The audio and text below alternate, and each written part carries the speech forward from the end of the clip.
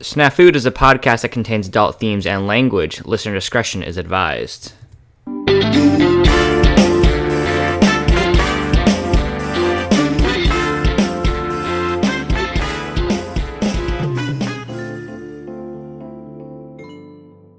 Hey guys, welcome to Snafud, where the situation's normal, all fucked up. This is the podcast where we tell you true stories of true crime, true mysteries, and truly fucked up shit that happens every day, and then we just forget about it. So, we're here to remind you. I'm Shannon. And I'm Corey. And welcome back to Snafud. Sorry we're a few days late, everybody. I've been really busy the past few weeks. Been a lot going on. Corey's actually been doing some really awesome work out in Texas, and he actually got to be a guest host or on a panel for another podcast that we wanted to mention. Yeah, you're making it sound a little too big, but we had a conference for American Shore and Beach Preservation Association, something I'm a part of for my school, and there's a new podcast called American Shoreline Productions that's going around. They make smaller podcasts, and they had a wrap-up for the conference, so I ended up being on that panel because they see me running around all the time, so they're like, Corey, come here. Sit in this room and let's talk about a few things. So I dove on that for a few hours while I was at my conference. Which is awesome because these guys do a lot to keep our coastlines clean and safe from storms, and they're always trying to figure out how to make our oceans better, which is something that people like me and Corey, who use the ocean at least every week for swimming, snorkeling, it means a lot. So if you find that kind of stuff interesting, please feel free to check it out. We've mentioned it on our social media, and we'll post it again so that you didn't miss it. Yeah, so that, it's a really good group to be a part of, and you learn a lot when you're with those people. But, between that and, it kind of took a little bit of vacation because my new job and everything all stacking on top of each other, that kind of pushed us a few days too late. But if you guys saw us over the weekend, we were down in the Florida Keys, and we paid a visit over to the cemetery, but I'm really shit at telling time. I didn't know they changed their hours for the cemetery, so we couldn't get into the cemetery where Elena is buried. Yeah, we have a real talent for showing up just as stuff's starting to literally shut and get locked. Yeah, it was exactly what happened. We finally got a place to park, and the guy was locking up. But it was really cool. I mean, we're going to do another cast sometime down there into the graveyard and maybe show you guys around, because it's a cemetery that's unlike many in all over the United States, because like we said, it's mostly above ground because Key West is an island, and just like we were talking about in our story with the grave quickly falling apart and opening up, we saw that all over, and it's just a really cool place to see, and we'd love to share it with you guys. It gets a little weird out there. It is. I mean, Key West is very fun, but the cemetery is very, very old because the major cemetery. We're going to do a whole podcast that dives into a lot of the myths and legends of Key West. And for another announcement that we have a special clip at the very end of this episode of one of our favorite podcasts, The Ladies Is Strange. And so we would like to ask you guys to please hang in there and definitely give it a quick listen, because there's some really interesting and funny ladies, and we think you might like them if you like us. Yeah, so we're trying to help reach out to other newer podcasts and getting our name out there. So one hand washing the other. So we hope you guys listen to them. So I think we're just going to go ahead and dive into it, because we have a really good story for you guys this week. Yeah, we do. Today's story, we're going to go to the cold world of Canada. The Great White North. Ugh, I don't like it. No, me either. I think if I were to ever be kidnapped, you guys would know, because my location would probably say something crazy like Canada, and you would just be like, she didn't go on purpose. We know that. So I don't know. I feel like someone with a van full of puppies could probably drag you up to Canada if, they pulled up next to you. Yeah. When I think about it, yeah, definitely. That would definitely get you up there. I'm pretty gullible like that. Maybe not gullible. I make life choices. Poor life choices. And not everyone agrees. I would say that would be me living my best life for a while. Yeah, I mean, until you get up to Canada. 5 hours. Yeah, the next 5 hours, and then you're hitting North Carolina, and you realize it's cold because it's November.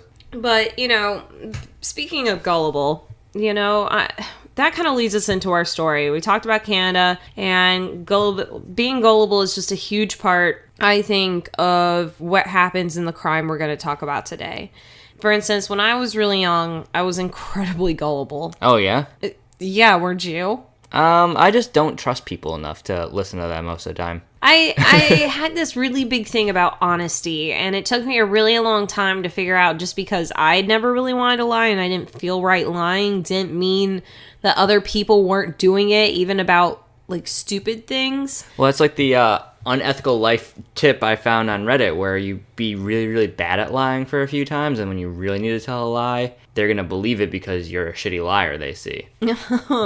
That's a clever way to do it. I don't think I think that far because I'm gullible. Yeah. Like, literally, when I was a kid, I was at a Rocky Horror Picture Show. Oh, boy. And this one guy just happened to notice, like, how gullible I was. And we were just got into that conversation. I was like, yeah, I'm pretty gullible. Like, you could probably tell me anything. He's like, really? Because gullible's written on the ceiling. That's the oldest prank in the book. Dude, I looked so fast. Everyone does their first few times. I had a reason, though, okay? I was at Rocky Horror Picture Show. You never know what the hell's on the ceiling. Yeah, that's a good point. When you're there, everything else changes.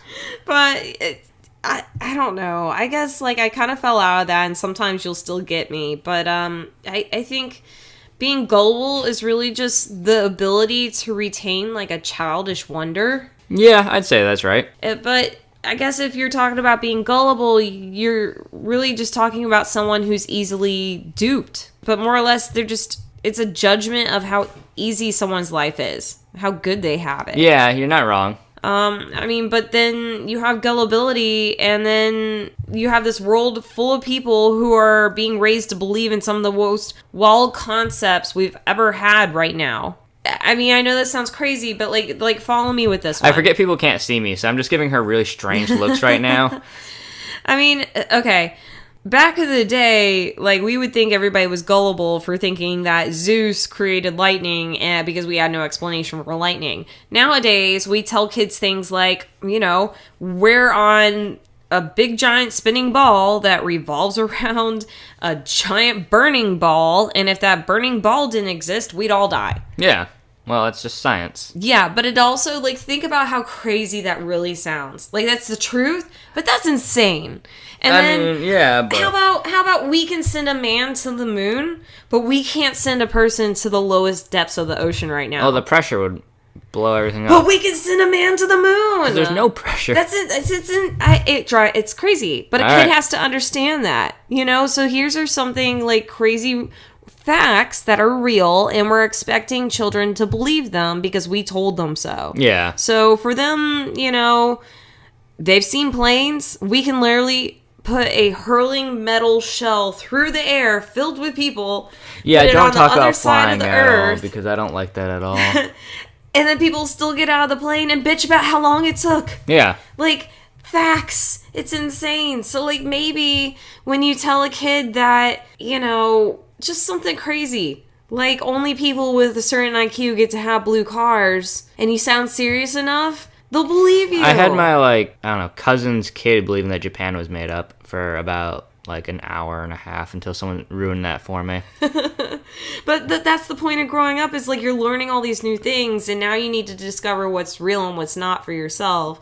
And, you know, so basically children, it's hard for them because at the same time that we're telling them these crazy facts about what's true and what's not, we're lying to them. We actively lie to them to shield them from things until we feel like it's okay. Like, you literally have children believing that once a year a fat man breaks into their house, but it's totally cool because he's going to bring stuff in, not take stuff out. Yeah, I mean, Santa's kind of a creepy... Santa, the Easter Bunny, and Tooth Fairy are all kind of creepy when you think about it in that regard. You know, but... So you have that. You expect them to believe it. At some point, that gullibility either falls away or you tell them the truth. You know, it's a learning process. But when does it stop being like a learning process? Because you're not just gullible at this point. You're just literally ignorant. Yeah. Like, there's a line that gets passed, and it's usually due to age. But also, like, I wanted to mention that because the story we have today, I started off thinking gullible.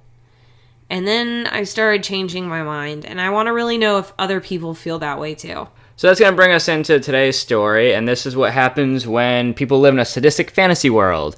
We're going to be talking about Jasmine Richardson and the Richardson family massacre. Mark Richardson grew up living life fast and fun. He enjoyed riding motorcycles and living fast. So much so that he eventually found himself at the age of 23 in 1986 in a 12-step rehab program where he lived in a residential treatment program.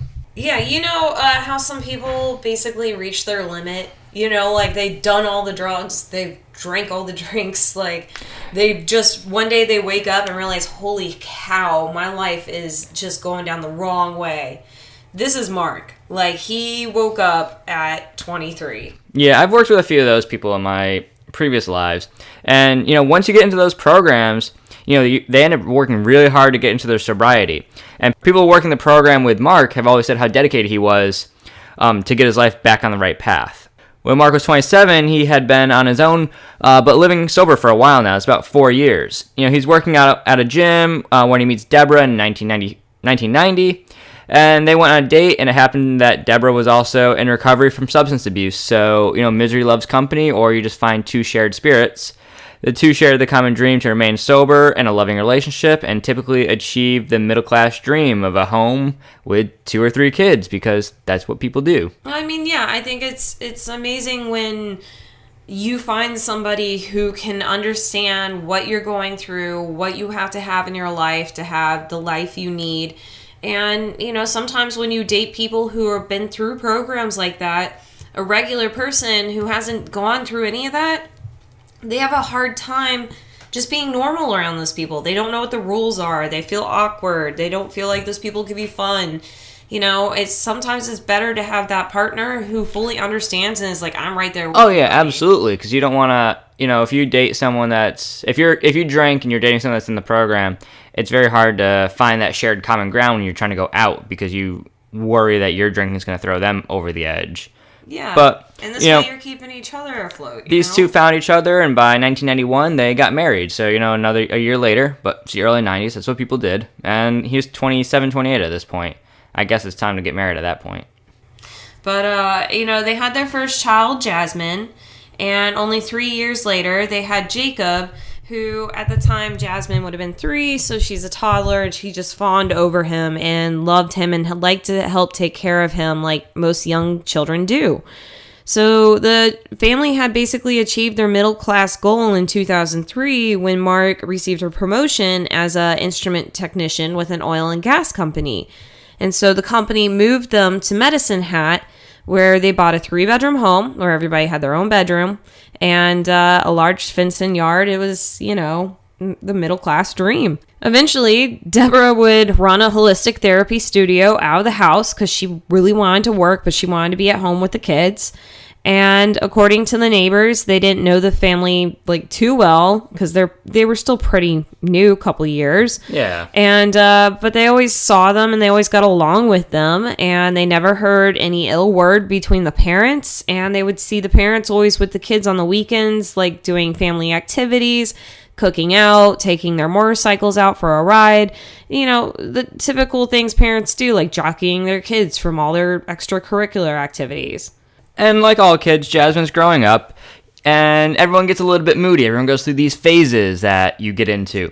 By the time Jasmine's about 11 years old, she's getting really heavy into Wicca and, you know, that goth lifestyle. So she's wearing heavy dark makeup. And her, pink bedroom is now being decorated with pentagrams made from duct tape. And she gets into emo music and is one of those kids that, you'll never understand me, Mom. And they're always like, it's a phase. She's like, it's not a phase. You know, and her parents, felt that this was all a reaction to her attending a Catholic college, or a Catholic school, rather. I'm so used to being in college that every school is college at this point.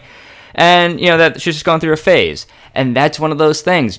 Growing up in a Catholic home and in a Catholic town with a Catholic school, you get those girls that they hit like 8th grade or whatever age that is, 14, and they just completely revert from like that goody two-shoes schoolgirl to like the goth chick in town, and then you forget that they were in the Catholic school. Well, it's because everybody's treating you like you are a goody-goody, and you just want to be different, and you, like, came across something new that not everybody was into, and it made you feel special, Yeah, and, so at this point, Jasmine started making new friends with local goth kids, and they'd all spend time hanging out in the Medicine Hat Mall, because that's what you did when you're 12 years old, you're a mall rat. And most of the kids seemed to be around her age group, 11, 12, 13, But there was also a few members of the group who were a bit older, some 19-year-olds and older, hanging out with the kids, which, I don't really get why, but yeah, but it is what happens. Who knows why people are doing that? It is creepy, though. I'm not defending them.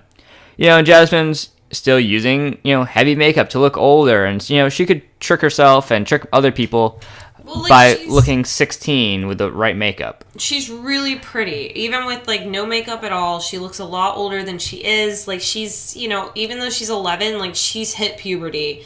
And, she has this dark hair and these blue eyes. And even her 7th grade picture, I would have thought she was kind of 16. Maybe that would have been her senior picture at that time. But it's not. It's her in 7th grade.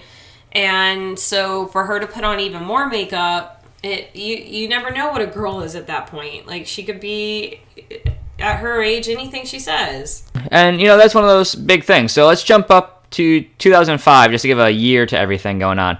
We all remember being on MySpace, and I don't remember Friendster. That wasn't really a thing. But MySpace and MindViz.com, these are sites that Jasmine was on. And when you're that age and you can make yourself look older, you're going to start lying about your age online. Everyone has done it, I'm fairly certain, at one point or another. Her habits were a lot like everyone else at that point. Talking online, taking the online quizzes, posting email banned lyrics to everything. Did you ever find your animal spirit? I think I found 12 of them. Was it a unicorn or a wolf? No. Or a dragon? It was always phoenix. Something freaking ridiculous. It was never mole rat. It's those Harry Potter quizzes too, that you have 4 answers to everything, and one is always the bad choice, the smart choice, the good choice, or the boring choice. And you could find every house from Harry Potter by making that quiz go for how you want it to go. Well, I took the real Harry Potter test, and I think it's bullshit. No, it's not. It's not. Didn't you get put in the right house? I don't agree with what house I got put in. I got Slytherin, so I'm happy. Yeah, me too. Right? It's the best house. That's why. I'm not happy. And MySpace was the realm of selfies and, girls in dark clothes and dark makeup taking pictures from weird angles just to make it look interesting. In November of 2005, she joined the web forum vampirefreaks.com because the internet was a trashy, trashy place back then. Actually, that's still open. You can go on there now. Oh, God, no. It's still a web forum. Oh, God, the internet. I forgot that the internet is that scary. It's everything. It is. It's like if they remove porn from the internet, there would be one website, bringbackporn.com. I think that's from Scrubs or something. But, she's on vampirefreaks.com, and she's saying, once again, she's 16 years old. And a week later, she was on Zorpia.com under the name Runaway Devil. She describes herself as bisexual, Wiccan, nocturnal, awkward, a deep thinker, and insane. I'm sorry. We're how old and we're bisexual? I don't know. It's everyone. Fucking bullshit. It's everyone in those, in that year where everyone's online, everyone says that sort of shit just to be edgy and cool. And on top of that, she lists hobbies such as dark poetry, criminal psychology, blood, kinky shit, and human anatomy. See, she's trying to be edgy. You're 16, you're saying you're 16, you're actually 12. You don't know what kinky shit is. She doesn't know what human anatomy is either, because that wouldn't really only a 12-year-old would say that, trying to be like, I like body parts, but not knowing. I don't even like body parts, and I've lived in a body for 32 years now. I don't want to. It makes noises. At the age of 12, Jasmine started dating a 16-year-old boy named Devin. When her parents found out, Deborah requested to meet the boy. And the three of them, met up at a tea shop where Deborah asked the guy a number of questions, and she felt he was nice and was fine in the relationship. Devin recalled Deborah being nice to him, and, the couple broke up only a month later. It's a 12-year-old and a 16-year-old. They're not going to last for more than, 2 weeks before they get bored of one another. Yeah, I think her mom kind of saw that coming and was like, yeah, he's a nice boy, and I'm not worried. Yeah.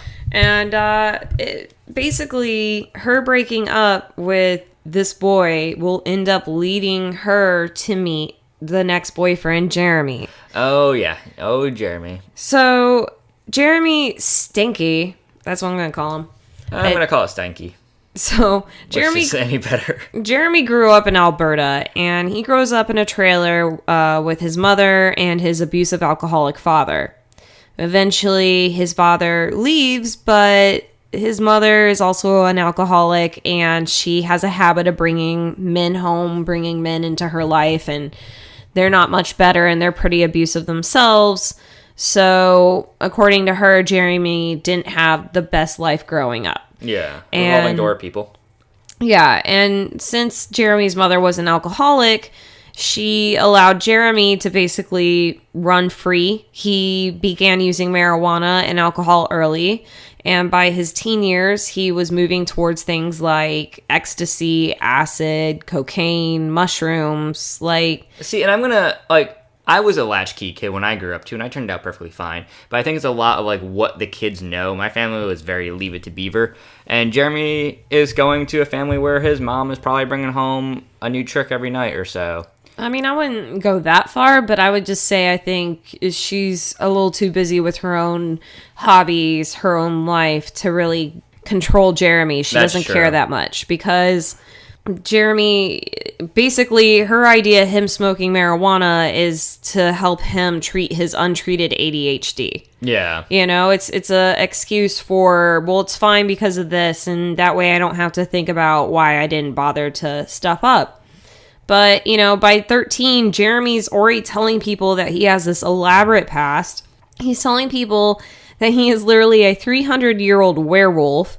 And he's also saying that he's wearing vials of blood on necklaces. That's just, not normal. I almost guarantee it's not frickin' blood. Oh, no, it's definitely not. Or if it is, it's his own blood. I just don't see him being... He's too wimpy. I don't see him cutting himself and being able to put enough blood in a vial unless it's, teeny. Yeah, you're probably right.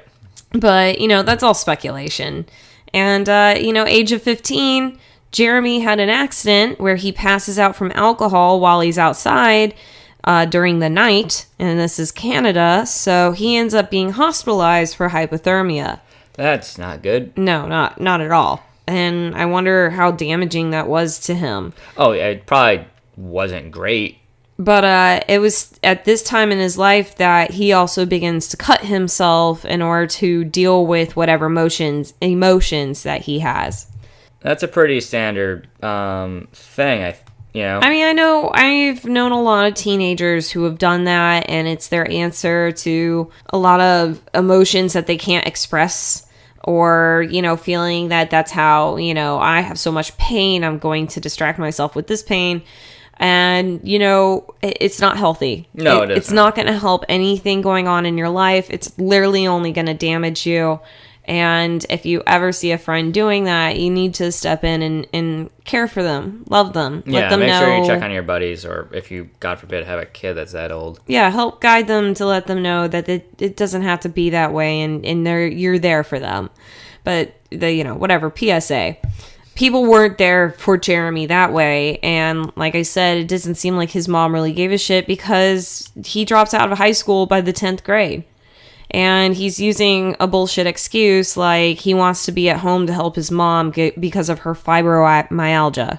That sounds like a bullshit excuse. Complete bullshit. I can't concentrate in school. I want to help my sick mom. But, all you do, all day is you go home and you get high and you do nothing. You don't work. How the hell are you helping her? Yeah, you're really not. You're just taking up space. Yeah. And so by the age of 20... Jeremy gets his 17-year-old girlfriend pregnant. That's great. No, it's not. And after they have the baby, they break up. And according to his ex, after her, all of his girlfriends just seem to get younger and younger. And, like I said, his whole day is primarily getting high and bullshitting. He's getting high and dicking around on his electric guitar while he writes poetry. The man has a baby. Again, we're skipping from gullibility to, you're being fucking... I don't think you can even compare the two at that point. This is just someone who's living in the MySpace generation refusing to grow up a little bit. You need to be a man. Yeah, you have a kid. You need to man up. Grow the fuck up. He's just not at that point. But instead, he's reverting to being a child and dating children. Because, ever since her, he's dating probably, 16, 15, and then he's going to meet Jasmine. Yeah. And so Jeremy, this is how he ends up kind of meeting Jasmine. He is into the goth crowd. He is known to be a really fun guy who did whatever people wanted to do, but he could change at the blink of an eye. His emotions were very, like, raw. Because he's a werewolf. He's a werewolf, and he can't help it. 300 years have not tamed that. No, I'm untamable. I'm wild. I'm wild. So Jeremy goes from pointy gelled hair to a shaved head. He's wearing really thick eyeliner makeup. He's living up to his Beth Goth life, and he's wearing really heavy black clothes, and he likes to wear masks in public. Oh, because Insane Clown Posse, you know, influences everybody at this point. I live in Florida. All I know is walking around with a mask on your head is an easy way to get yourself shot. Well, they're in Canada. It's still probably an easy way to get yourself shot, but it being cold, depending on how the masks look, maybe he made it work. Oh, I doubt he made it work. I doubt he made it work. And, again, people think he's nice because he's polite. But the thing is he's also hanging out with kids who are typically a lot younger than him. Most of them are all in high school. A couple of them are in middle school.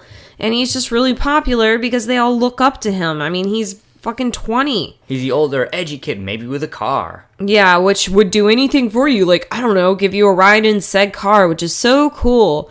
Bust to the mall to hang out and do nothing. He's a really troubled young man, and by the time he's met Jasmine, he's already tried to commit suicide at least once. You know, he ends up popping up on, as we're saying, it's 2005, so all these fun little websites are popping up, and Jeremy pops up on Nextopia under the account name Soul Eater, you know, because he's just that edgy. Online, he talks about his belief in shape-shifting and claimed to be part of the Lycan Brotherhood. Lycan, for those of you who are not total nerds, is just easier talk for a werewolf. And, you know, he's still carrying on about how he's 300 years old and a werewolf. I wonder if this is like the same time that Underworld came out. Well, I think it is, because that's where lycanthropy is obviously a medical disease in xenobiology, but I think that's probably what kind of influenced it a lot. I feel like that's where he was influenced. I mean, I feel like Queen of the Damned had been probably coming out. Yeah. And then, you know, like, then this movie Underworld came out, and that had the whole werewolf thing, which a lot of people weren't doing. And it just seems like he basically watched a movie and was like, yeah, I'll just... That's my life now. Do that. I'll twist that. You know, and, you know, whatever it is, he's carrying on with it. On his website, you know, he's also listing his music and his likes and dislikes. Under his likes, he's saying that he likes his Lycan brethren and, you know, just a shit ton of bands. His dislikes, obviously, are hypocrites, unreliable people, backstabbers, lies, the sun, which is weird because he's a werewolf and not a vampire, and prostitutes. He claimed that he liked to kill prostitutes and eat their insides. Uh-huh. Maybe on, you know, Grand Theft Auto, but you still can't eat prostitutes. I'm pretty sure he ain't got no money. I don't think you can get a prostitute for nothing. No, not normally. You have to pay for that stuff. You know, and still in 2005, he's 23, and his mother gets arrested for stabbing one of her occasional boyfriends. She gets 12 months of probation that she broke multiple times by having contact with the victim because she loved him. Yeah, you know, that he's the one now. And, you know, she goes to court-mandated counseling, and her behavior doesn't really change. She just kind of stays how she is. Now, at about this time, after his mom's out of probation, Jeremy and Jasmine start hanging out together. They go to their punk rock concerts together, and Jasmine then begins to tell Jeremy that she's having issues at home with her father because she's 12, and every 12-year-old has issues at home. At some point during that year, she actually had gone to school. She actually gone to her school guidance counselor and asked to be put in a foster home. It's just fucking insane. It seems insane to me. And, you know, she just didn't like the rules at home. Her parents just didn't get her, is how I'm reading it all. And, you know, the guidance counselor follows up on the complaint and found that there was no abuse in the home, and she's just being crotchety and a spoiled child. You know? It's like a kid who threatens their parents with calling, like, the CDC or whatever, the child... Let's call it the Center for Disease Control. Child Services, what you're looking for. Both, if you're not vaccinating. I don't know. Probably both.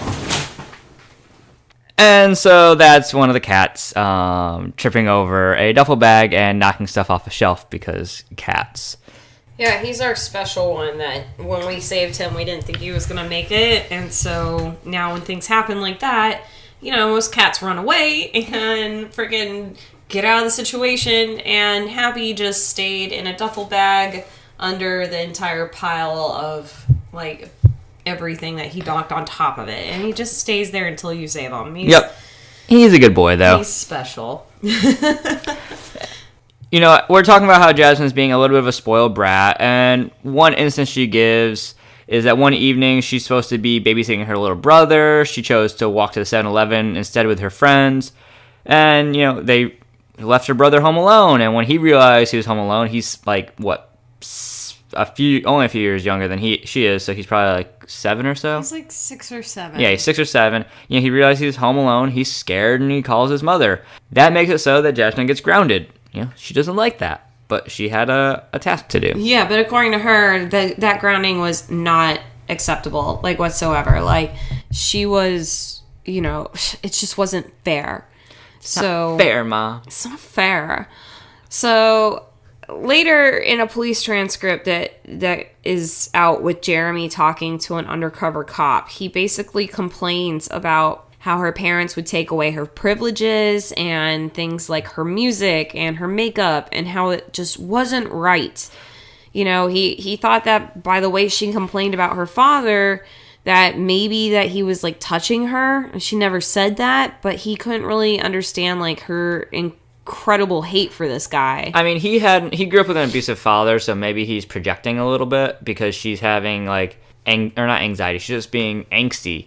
And he grew up with a different family. Their family lives are different. You can't relate. I think that's the point, is like his life is so shitty that it's easy to be angry at your parents and treat them like they're just destroying your life. He's seeing her home life and like, yeah, they're grounding her and they're taking away a few things, but he's old enough to be rational enough to be like, no, like, I wouldn't be mad enough at my parents to be like, I hate them, I wish they were dead, you know, all the time. He's thinking like the way that she hates her parents, the way that she's talking, he must be doing something. Like, he's trying to rationalize it. I mean, I think we also need to remember here that, you know, he's 23, she's 12, and they've been hanging out for, what, a year now, and she's still duping him that she's 16, and that's why he asked her to be his girlfriend. He doesn't realize any of this stuff. I don't think he's necessarily the brightest bulb in the light socket. I mean, I think he knew exactly, like, how close to what age she was, and he's kind of been turning into a pedophile. Yeah. So when people call him out on it, he lies because it looks bad. But let's not jump ahead, like, the fact is because of this difference, Jasmine keeps the relationship hidden from her parents because she learned her lesson last time. Last time she told her parents she was dating a boy, her mom interrogated him. Yeah. She's not doing that again this time. So in February 2006, Jeremy sends Jasmine an email asking her to be his girlfriend. It's just, it's so childish. And that's what I was saying. That's Mark, like, yes or no? Like, at 23 years old, like, she probably thought it was the most, like, that's what you do when you're 12. Yeah. You write emails to each other and you date someone for a couple months, date, air quotes, Yeah, like, dating's a very loose term there. But he's 23, like, and legitimately thinks this is an intelligent way to ask a person out to date you. They often talk on the phone, like, late at night, or they converse over instant messenger. And God, remember AIM and those goddamn away messages you could put on? You could put, like, the best, like, away messages or the stupidest, like, song lyrics, and people were like, what the hell just answered me? Yeah, and you take the, I remember taking, at least, not me, but people taking so long to put up their away message, and they have to make it just perfect in the colors and the... Oh my god, it was such a waste of time. It really was. I'm so glad that doesn't exist anymore. But, to his friends, Jeremy is just, he's boasting about her. She's so amazing. She's so beautiful. But his other favorite thing about her is that he's telling his friends that she's as crazy as he is. She's a crazy 12-year-old, and he's just a not well-adjusted 23-year-old. So maybe they're about the same. So it's around this time that Jasmine's friends recall that, quote, several times she said she wanted to kill her parents and move away to live with Stinky. So... Still hate his last name. I want to live with Stinky. Stinky. The same friend said that she never used the word kill when talking about her parents, only that she wished that they would die. Which, again, is a typical, like... I feel like saying it in one way foot versus stomping. the other is completely different meanings. Well, this is a problem. Like, people ask, they're saying right now, her friends are saying, we know. We totally know that she said this. She said it all fucking time. Like, she said that. And people will start thinking, well, why didn't you say anything? You don't say something that your 12-year-old friend said, because most likely at this point you already know it's crazy. Yeah. You don't run to your mom and be like, Jason thinks he's an airplane. Like, I don't know. Like, you just know they'll get over it in like a few days, and you're just letting them tell you a stupid lie to impress you, or at least you think so. But at some point, Jasmine's parents decide to accompany her to a punk rock show. Oh, God, that's just murder for a 12-year-old. And her parents, like, I'm sure it was well, that's shit what I'm music, saying. Her and parents being there is just social murder. Oh yeah, she was probably miserable. They were miserable, but they were doing it for her. She evidently was really into this, and they wanted to be a part of her life. So they go to a punk rock show, and what does she do? She slips out the door into an alley outside and meets Jeremy and starts making out with him. Yeah, like you do. Mean, when you're not when you're 12, but well, this is exactly how her parents find them. And that's how they find out their 12-year-old daughter is dating a 23-year-old man, by finding them, like, sucking face in an alley outside of a concert they don't want to be at because they lost their fucking kid probably for half an hour. I'm sure that was a great meeting. Yeah, it did not go over well. They ground her, obviously. Hardcore, according to her, they ground her for about a month. She can't have any contact with him. They take away her home computer. They take away her phone, and they take away her makeup, and that supposedly to them, that's it. I mean, they were even taking the step to take her to therapy. They do not want her talking to older men. They care about her. Like, they're being good parents at this point. That's what good parents do, but it's like, it's not enough. Like, you're pushing it, and they have no idea. But it being 2006 at this point, computers are everywhere. You can get in touch with anybody you want if you look hard enough. And Jasmine's keeping in touch with Jeremy by emailing him from the school computers, because you can't take away those. Those are used for education nowadays.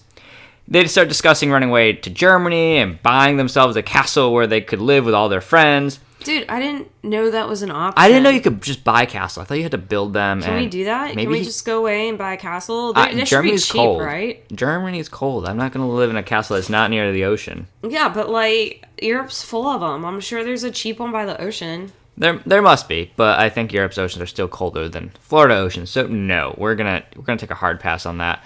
Unless we can take over the Dry Tortugas in the fort out there. You guys, direct message me your castle options. Yeah, if you guys are selling a castle, especially if it's on some tropical island, we'll take it off your hands for you. Anyway, they're discussing this runaway to the castle in Germany, because I think Jeremy's thinking he's German and might have his own castle because he's a 300-year-old werewolf. At the same point, Jasmine's bringing up her interest in Wicca and discussing how she wants to be a real witch, or how she is a real witch. It gets kind of like a little bit lost in translation. This is just them delving deeper into their goth personas to try and fit into what they want each other to believe about themselves. And that's what it is. And the fact that there's a 23-year-old just kind of eating this shit up is the major problem here. If you're a 13-year-old talking to a 13-year-old, I can kind of see it. But when you got an adult that's 10 years older and an adult and has a child, maybe it's time to put away the childish games. Stop being a pedophile. Yeah, obviously. On April 3rd, 2006, he wrote on his blog, "Payments. My lover's rents are totally unfair. They say that they really care. They don't know what is going on. They just assume. As their greed continues to consume, she is slowly going insane. She continues to think that I came into her life to help her out and to stop what they keep trying to shout. It's all total bullshit. Their throats I want to slit. They will regret the shit they have done, especially when I see it, they are gone. They shall pay for their insolence. Finally, there shall be silence. Their blood shall be payment."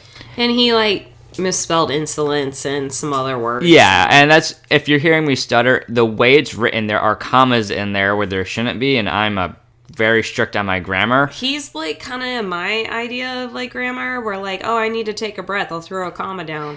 But clearly I quoted it word for word for how he wrote. Dude dropped out at 10th grade. He's not the best writer. I had to have Shannon write that one because I just I couldn't deal with it. So if I sound very terrible on it, it's because it's terribly written. And this is something that Jeremy was writing on his blog, and then Jasmine's writing emails asking him to help kill her family.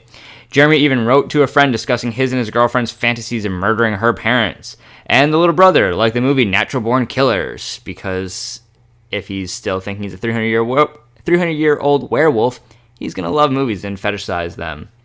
He describes how he would make it look like a murder. He describes how he would make it look like a murder-suicide, or maybe he would kill them by hitting them on the head while they slept and then burning the house down.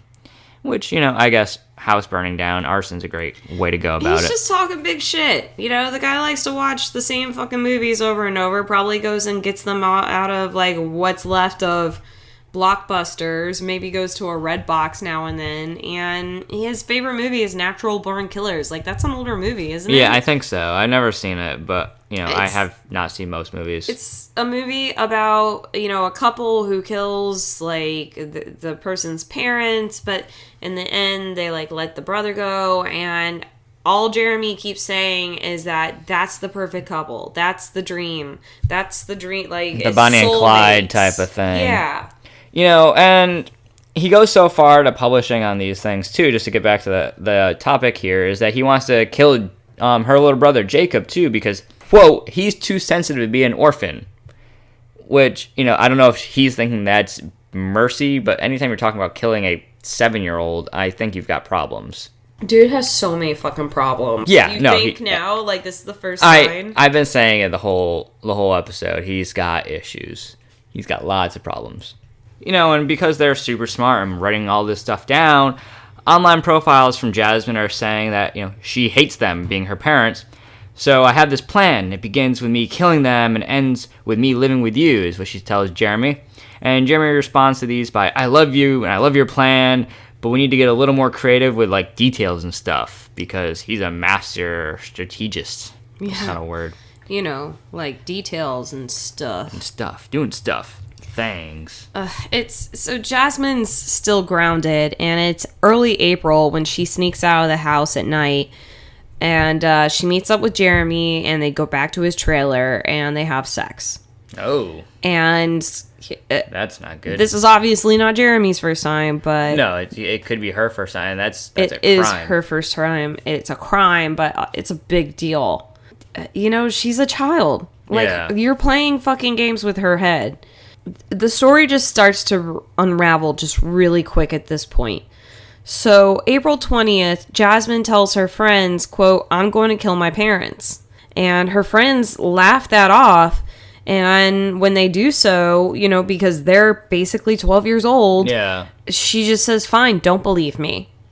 I understand that they didn't. You heard this so many times. And it's just, at certain points, just you bitching. Also, you say this so many times. What am I supposed to say to that? What fucking comment? Cool, I'll help you? Or, dude, that's... How many times do you say, dude, that's so stupid? You just... Yeah. Oh, whatever, So they're awkwardly laughing it off. Meanwhile, Jeremy is feeling increasingly more pressured by Jasmine. And so he's, sharing a joint with his friend Grant. And he's saying things like, how far would you go for love? Jasmine's going to break up with me if I don't do it soon.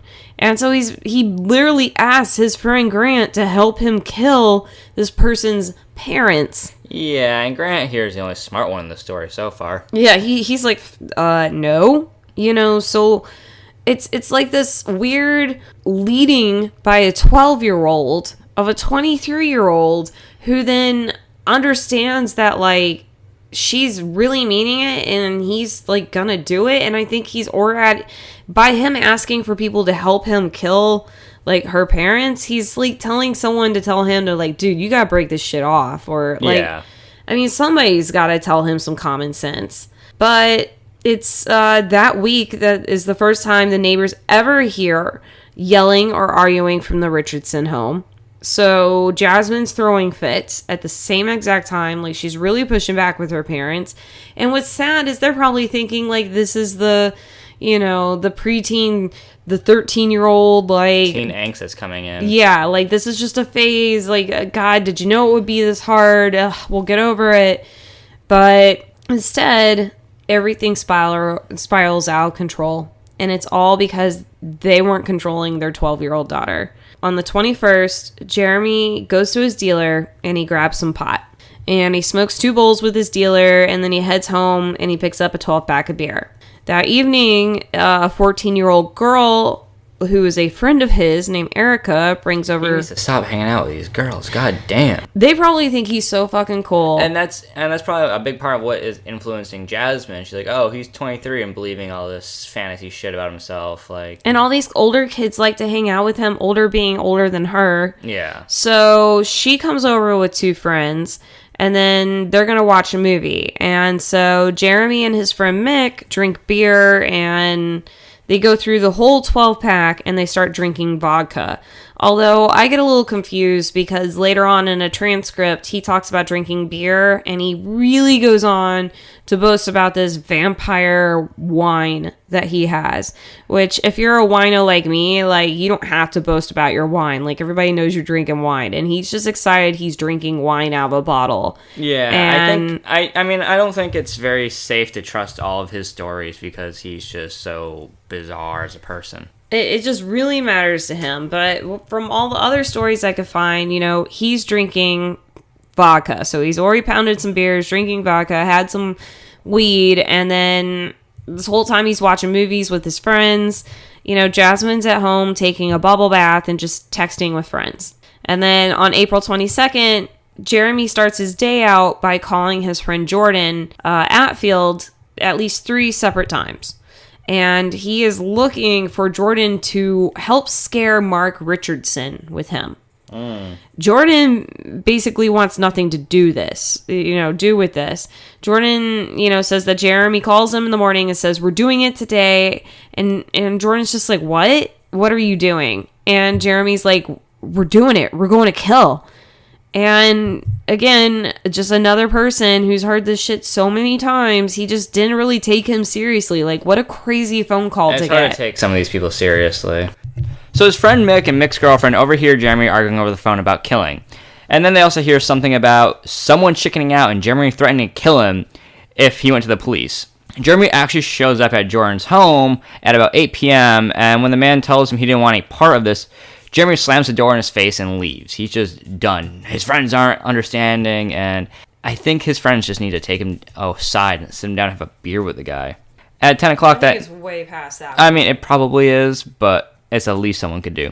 At 10 o'clock that night, a group of friends are at Jeremy's, and they start watching Natural Born Killers. At about 10:30, Jeremy calls Casey, a 19-year-old girl who has a crush on him. Asks her to bring him some cigarettes. And, she happily does. She's got a crush on him, and, he wants me over there, so yeah, I'll bring cigarettes. Yeah, she hops too. This poor freaking girl.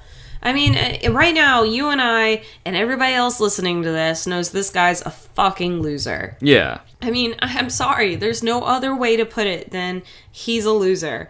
And yet, in a world full of, younger people hanging out with you and looking up at you, he has so many young girls who are, they're in love with him. They have a crush on him. And this poor girl, he can call her in the middle of the night and tell her to go out and give him freaking cigarettes or beer or whatever it's going to be. And she's going to hop to. Yeah, because 11 o'clock when she arrives, and they're watching the movie and Jeremy's turning to his friends during the parts of Natural Born Killers where they let the little brother go free. And he tells his friends, that's where it'll be different. Jasmine's going to kill her brother. And this kind of freaks the group out. And shit. Mick tells Jeremy to stop talking about killing Jasmine's family. Chill out, bro. He's sick of seeing it. And Jeremy actually says to him, he's like, well, if you can't talk her out of it, I won't. If you can talk her out of it, I won't do it. That's what makes me think it's this is his cry for help. It's his cry for help, but no one knows how to deal with this. You can talk her out of it. It's everybody else's problem because he can't handle his own shit. And I just don't, the fact that he's super worried about this 12-year-old dumping him and he's 23 years old, I'm sorry, I'm not, he's a criminal and he's being a pedophile. He has other options. I don't know why he's so fucking worried, but... He doesn't. He's a fucking loser. Well, the 19-year-old girl, that's a little bit closer. At about 2 a.m., Erica, the 14-year-old who was over there, heard Jeremy through the bedroom door saying, are you sure you want to do this? And then Jeremy heads to his friend's house, and it's 3 a.m., and according to his accounts, he snorted a few lines of coke, drank some vodka, and took some ecstasy. He bought 2 more grams of coke before leaving and going to the convenience store. Where is he getting all this fucking money from? I was gonna say that. Like, he's buying all these drugs, and I am not a user. I have no idea how much this stuff costs, but I'm assuming. I just kind of thought, more. like, he must have been selling or something. Like, He initially, must have been. I thought this was all bullshit with the way that he lied. And, you know, like, yeah, the fuck you were taking ecstasy and coke. And, like, where's all this money coming from? But every way I've seen it, like, in the newspapers, makes me believe that the cops must have run some kind of test or something that showed that. Like, how could you report that?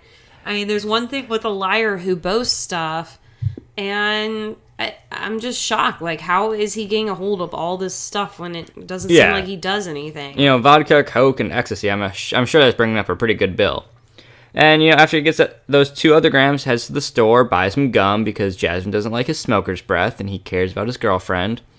He then snorts 2 other grams of coke in his truck, which I don't know how he gets because there's never any talk about him having a job, and heads over to Jasmine's house. Yeah, and it gets a little intense from here. So once Jeremy actually gets to Jasmine's house, he sneaks around the side of her home and he throws a pine cone at her window. It's like 3 o'clock in the morning again, right? 4 Yeah, o'clock? I think he was at the store at 3, so it's sometime after 3 o'clock. So she's, you know, waiting for him. They must have been texting. And she looks at him through the window and then motions. When it was 2006, I didn't have my own damn phone to text I know, people. right? Little bitch. So I also get mad at children with really on-point eyebrows. There's just shit that makes me mad. I don't know it's anything not about fair, that, and so. life's not fair. So anyway, she comes to the window after he throws a pine cone, and she motions down to the window in the basement that she uses all the time to sneak out to see him.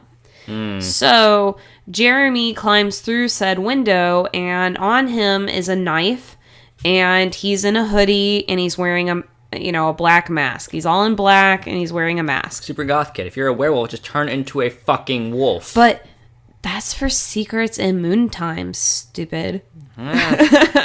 That's true. But whatever. He comes in there, and I haven't, no matter what I find, I can't really figure out, like, where did she go? Does she let him in? Does he know the window? Whatever it is. She probably went down and, like, unlatched the window, like she was gonna go out and just kind of left it. Yeah, I know that she, like, left it open for him, but I don't think she was down there to let him in. I think he snuck in. Because here's the issue. When Jeremy climbs into the window, he, according to his transcripts with the undercover cop, all hell breaks loose. So he's in this basement, which is more designed like a living room. Like, there's couches and stuff down there. Oh, yeah, like a finished basement. And as he's moving through the basement, someone hears him on the steps moving around. So he assumes it's Mark coming down the stairs to check out the noise. Yeah. Well, it's Deborah, and Deborah was going to the bathroom and heard some noise and probably decided to check down there in case it was her stupid-ass daughter breaking out again. Yeah, absolutely. And as she comes down the stairs, Jeremy jumps her. I mean, all she's in is her blue nightgown. Like, she's in the middle, it's the middle of the night. She went to the bathroom. Yeah. She comes downstairs, and this hooded man in a mask jumps her, and Jeremy stabs her 12 times. Mark hears his wife screaming, runs down in his boxers, has the forethought, I guess, to grab a screwdriver, and comes right at Jeremy.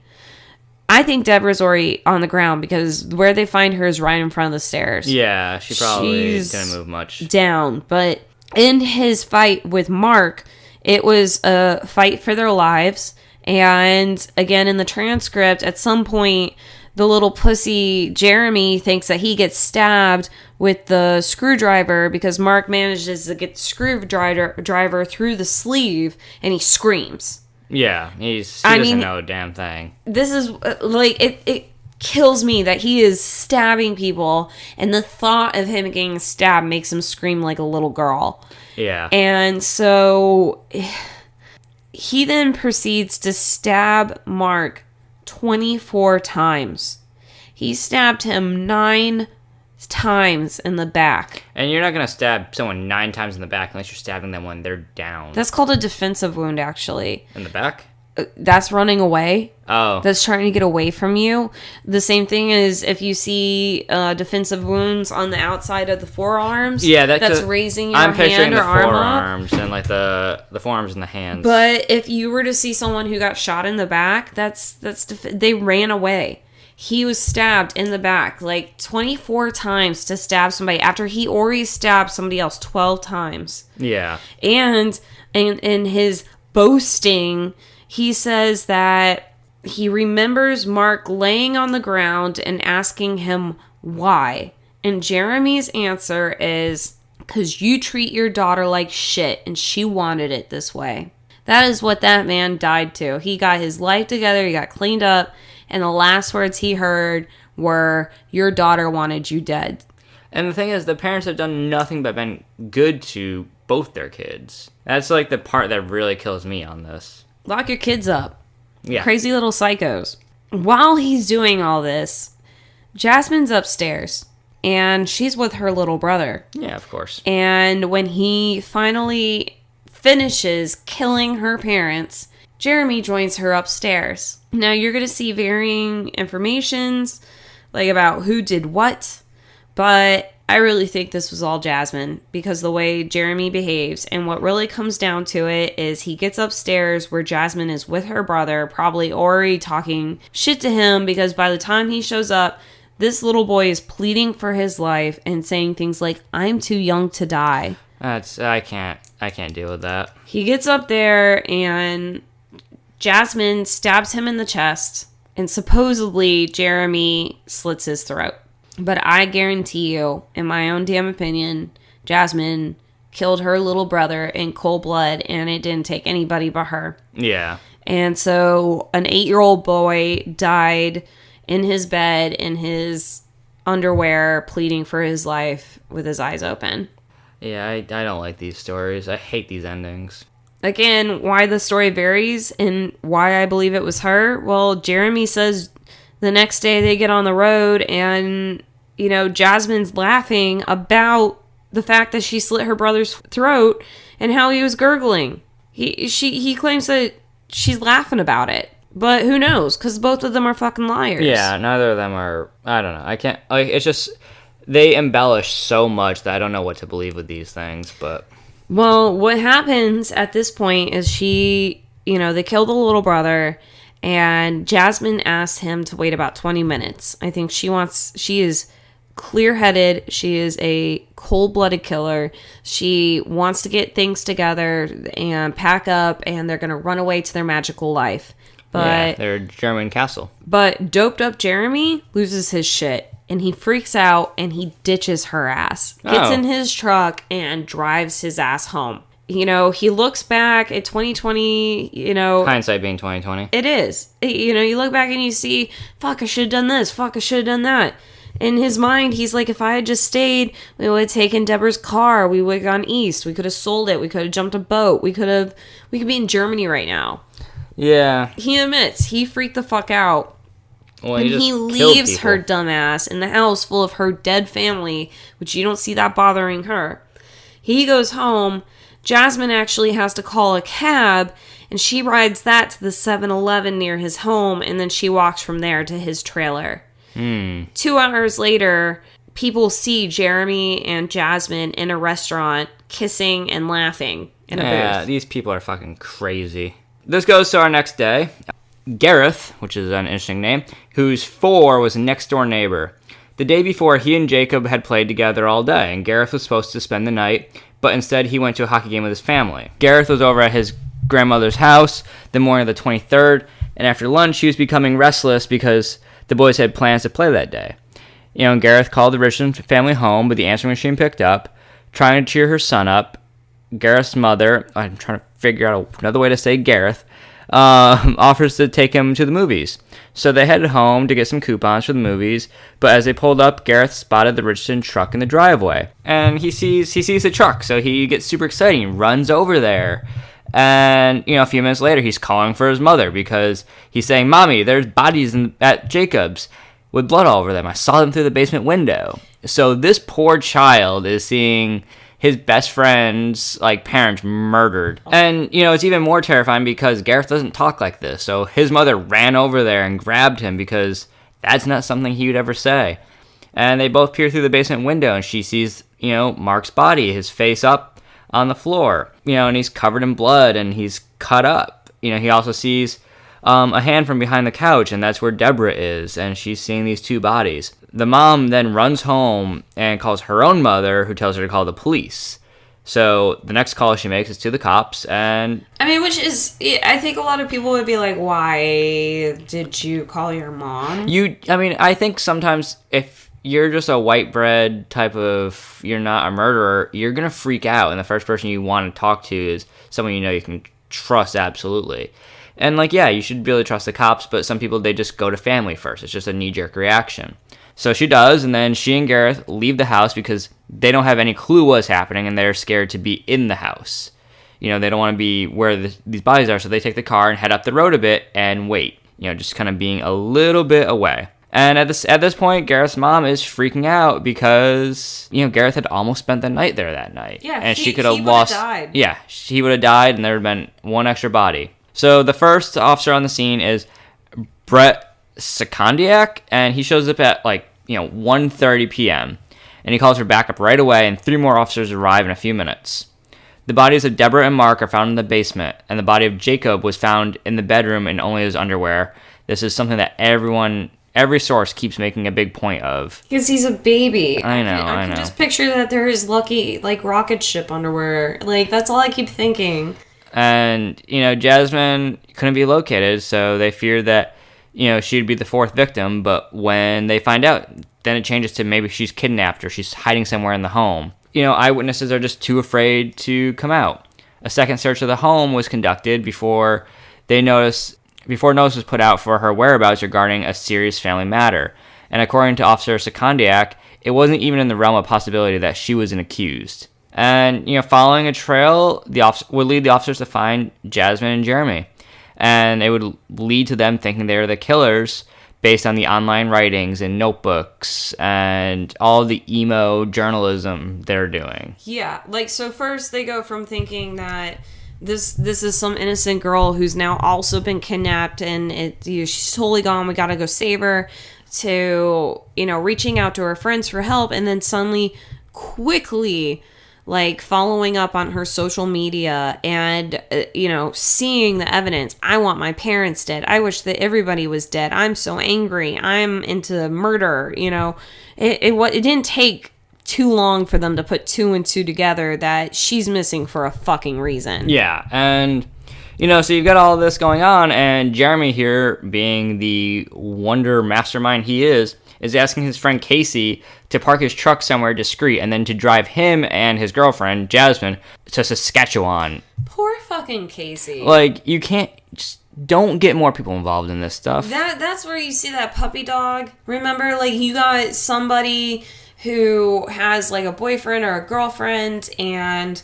they don't see anybody else, and yet they know that this other person is just totally in love with them and would do anything for them, and they don't care about their feelings. He is, making out with this girl in her truck, and while Casey drives them around. Yeah, and, he later says that she had nothing to do with it, but dug herself her own hole by talking.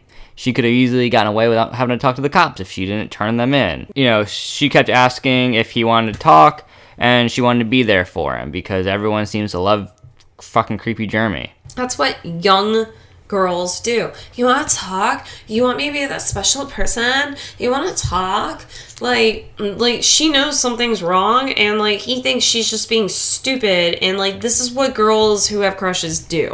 All right. I know. I just feel bad for her. No, I agree. And they're on the run, and they keep bringing in more of their friends. They're seeing all these, signs. They're showing signs of no remorse here. One of their friends, James, said that Jeremy was boasting about how he gutted Jasmine's parents like a fish. And an underage girl had witnessed the two poring over local newspapers about the story and laughing together. The police eventually find Jeremy and Jasmine on the 24th, so just, a day later, in Leader, Saskatchewan, about 80 miles away from Medicine Hat. They found them cuddling and giggling while in the truck, and Jeremy would later blame Casey and say she told the police on them while she was at the gas station because she took a long time. So now he's bringing her into it, but she's doing the right thing. So once both of them are in detention, they both get arrested, and the couple still manage to remain in contact with each other through letters passed between his lawyer, which I'm so sure, like, first of all, the lawyer probably was like, please don't fucking do this. And then second of all, the police were like, hell yeah, we're going to let you pass letters together. Like, oh yeah, the police definitely idiots. Worked with it. And, the lawyer has to be on their side, but obviously he's also on the side of the law. This is how pathetic they are. Jeremy is so completely unaware of the possible upcoming consequences from murdering 3 people that, like, in this transcript with the undercover cop, you can read it online, we'll link it. The kid's an idiot. He goes into full explanation of, oh man, I have these cool ninja swords at home and they've got like 13 aspects to them.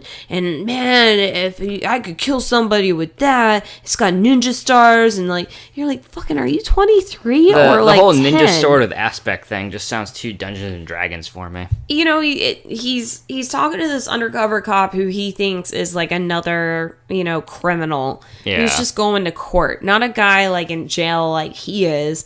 And he's just talking about the fights he gets in for, quote, his old lady. He's talking I can't stand it. He has no idea when what the fuck people he's call their talking girlfriend about. their old lady. And I hate it even more when they're younger. Like, well, he's just picking up the lingo from what the cops throwing out. I know. But I've run into 23-year-olds that have, like, 23-year-old girlfriends. And they're talking about my old lady. I'm like, listen, I'm 32. You don't call your 23-year-old girlfriend your old lady. You call a 12-year-old even less that. Yeah, and he's not shy, one, of admitting everything he did, and two, he has no idea what consequences are coming because he's talking about his mom, like, fixing up his car and, him and Jasmine getting married and running off to, Germany when this is all done and, like, over with. Like, they're gonna go, like, read over all the newspapers with the stories in it, and then they're gonna burn it and move on with their lives. And yeah, they're insane. He's just insane. And the one thing that really proves it is in one of his notes to Jasmine, he asked her to marry him, and she happily responds, like, of course. Oh yeah, these kids are real good. So during her time in detention, Jasmine shows literally no remorse. Yeah, she's heard bragging about the murders. She's saying that killing her family has turned her and Jeremy into immortals because now they're legends. Well, I mean, we are talking about them, so she's not necessarily quite so wrong. But she's a fucking, she just doesn't care. Like, yeah. It's hilarious to her. Her mom and dad and little brother are dead, and she doesn't care. So if Jasmine had been 11... when all of this occurred, she wouldn't have met any of the court, like, mandates to be even held responsible for the murders. But since she was 12 years old at the time, basically 12 and a half, they could hold her at least as a minor. But under the Youth Criminal Justice Act, Jasmine's name can't be published in Canada papers while she's a suspect.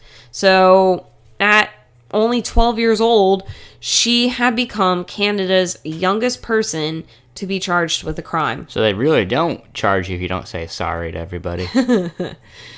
Unfortunately, as a minor, the maximum sentence that she could get was 10 years. That's... I just don't... I can't even comprehend being a minor and doing these sorts of crimes, so I don't even know how to feel about that, but... the trick of it is they eventually go to trial, and the first person on trial was Casey, the 19-year-old who's in love with Jeremy. And, they charge her being an accessory to the crime because she drove them away and hit the truck and, disposing of evidence. She did plead guilty to obstruction of justice and received 1 year house arrest, at which time she was ordered to not use any drugs and alcohol as part of her plea bargain. Canada's so nice. I can't even. Can you just, like, not do drugs just during this time, please? Thank you. Like, after that, you can go back to whatever you want. And, so that's what she gets. And then Jasmine's trial begins in June of 2007. So that's like almost like 2 years later. Yeah, 2 years later of being held probably in just some sort of detention, juvenile hall type of thing. And, you know, in Canada, the papers are only referring to her as JR because she's a minor. When asked about the murders, you know, she said that when she talked about the killings, she was only speaking hypothetically. So that lies. She didn't really want to kill her parents. This just, you know, her ranting. And, you know, she thought it would bring them closer together and that she was in some zombie state that prevented her from stopping Jeremy from killing her parents. Except for she left the window unlocked and there's a bunch of emails and, like, she told all her friends. Yeah, it's like there's a fine line here between ranting about your parents and then actually being the mastermind behind the acts. That's like teasing a girl in high school and telling her she's ugly all the time, and then when you got caught, you were like, no, I was just joking. She can't take a joke. Yeah, and that's, you know, once you get in trouble for it, then you say it's a joke, and that's what she's trying to get off on, but... Stop being a bitch. You know, she's found guilty on 3 counts of murder of the first degree. Good. And she became the youngest person in Canada to be convicted of murder. On the 8th of November, she was sentenced to the maximum of 10 years. That makes me sick to my stomach. And Jasmine's time in detention since 2006 was considered part of her time. So that 2 years before she even went to trial was part of the 10 years. You're held in detention. It should count towards your time, I guess. Yeah, it should. And I guess at this point, you're going to get out eventually. So what's 2 years on the tail end? You know, she's going to spend 4 of those years in a psychiatric hospital and then 4 more years under supervised probation. See, this makes me so mad. She literally brutally, cold-blooded murdered her family and then fucking got off with nothing. Like, you're in a psychiatric hospital? Oh, boo-hoo. Yeah. Oh, then you're in, like, custody? Oh, boo-fucking-who. Like, she's fine. Like, she's not in jail. I guess I just have feelings about it. Apparently. I mean, I don't blame you but, you know, the thing is, I can't even, you know, we've all been there where we're 12 and we're angry about something, about someone older than us, and we rant about it. Have reasons. Like, some people really have bad lives at home. Like, Jeremy wasn't in the best situation. No, he wasn't. But, you know, he was in much worse of a position than she was, and he didn't even go there. Like, this is a spoiled fucking little shit who thought that she was above everything else because, again, most children in their fantasy worlds do not understand the concept of death. And, you know, here she is, like, just getting through this, and then her court sentence, because of the laws, like, I understand leniency, I understand rehabilitation, but there are some fucking psychos out there that need, like, I'm gonna get there. Fine, yeah. We'll get there.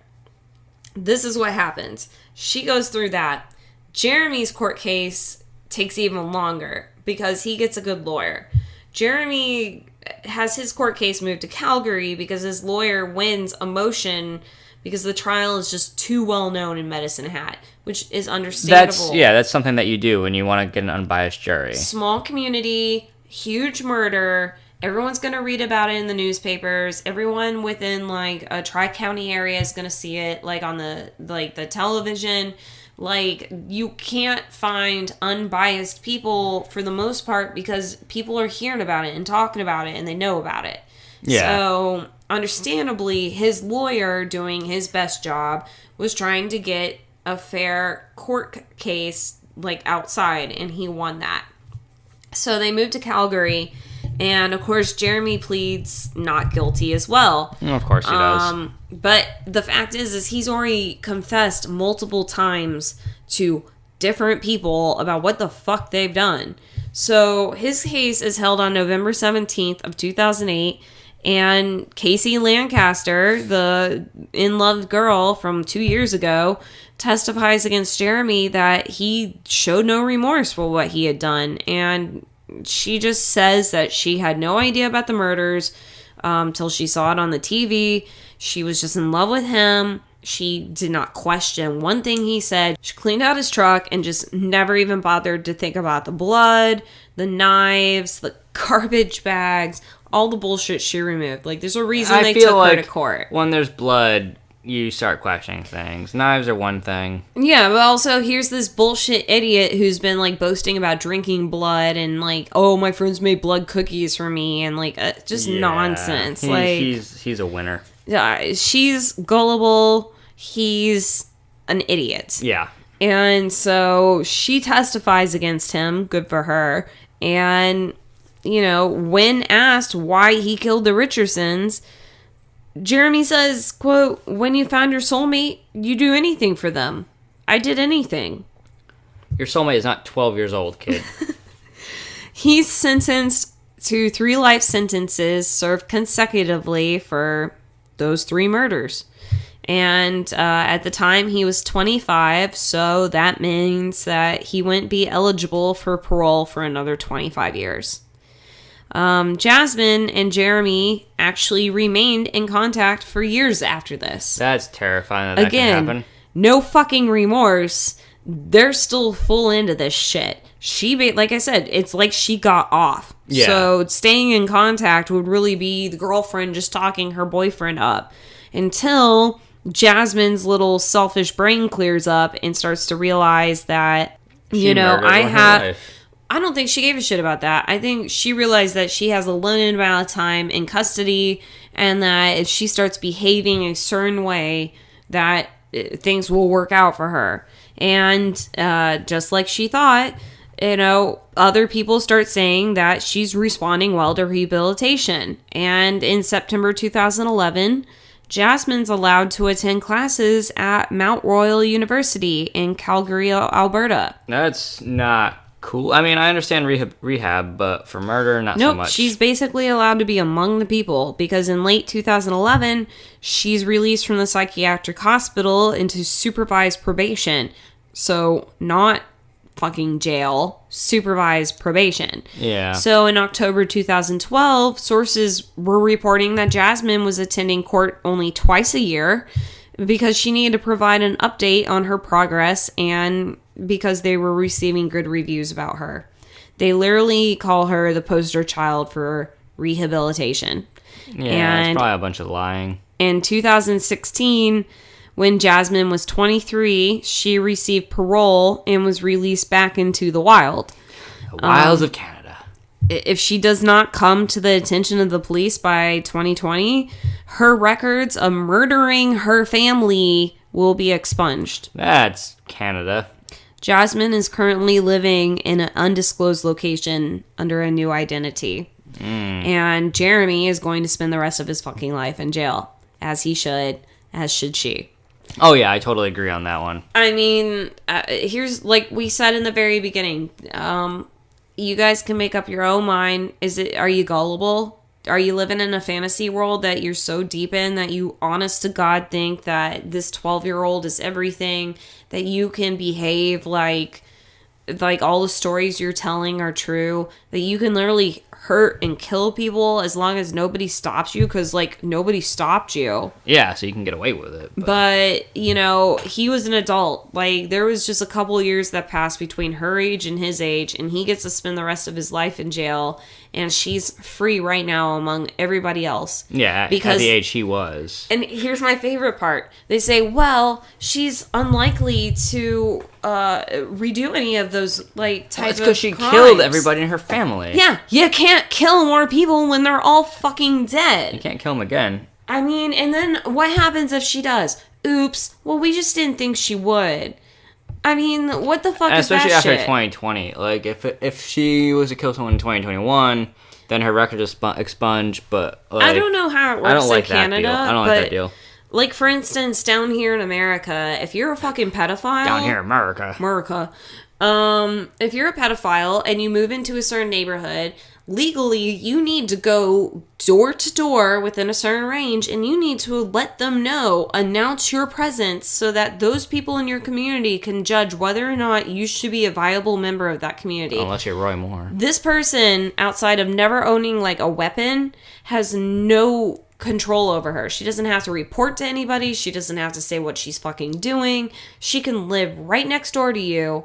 And guess what? You start leaving a little too many leaves in her yard, I mean, I don't know. What would set her off? I don't want to think about that because she could be here. You could say it's rehabilitation, but the fact is she didn't show any kind of remorse right away. Yeah. She didn't show it for years. And in all honesty, people aren't as stupid as we all like to think. And she probably saw the future. She saw he wasn't getting out, and she saw that she was.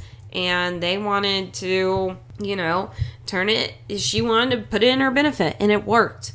So, good luck, Canada. You guys got a lot of good things going for you. You got moose, you got some weed, and you got a killer that just gets to live right next door to you. So, I feel really bad for you guys. You got strong feelings about this one. I can at least pretend that the pedophile next door isn't going to bother with me. I'm too old. But really, it's a creepy story. That is Canada's youngest, like, convicted killer. And So, she is free. That's the shit we kind of just deal with, guys. Please stay tuned, because we now have a episode, like a little clip from the Ladies of Strange, and I think you guys are going to love it. But before that, we just want to make sure that you check us out on our social media, and you can find us at... You can find us at Snafud Podcast at Instagram, Facebook, and you can also email us at snafudpodcast@gmail.com. We want to reach out to Handy Dixit, who provided us with our intro music for Hotel Rock. And as we said, we have a little advertisement for the Ladies of Strange. And if you have any comments, messages, things you want to hear about, stories you want me to do way too much research on and tell everyone else about, send us a message. We will definitely get back to you and do our best. So we'll see you guys next time. All right, bye.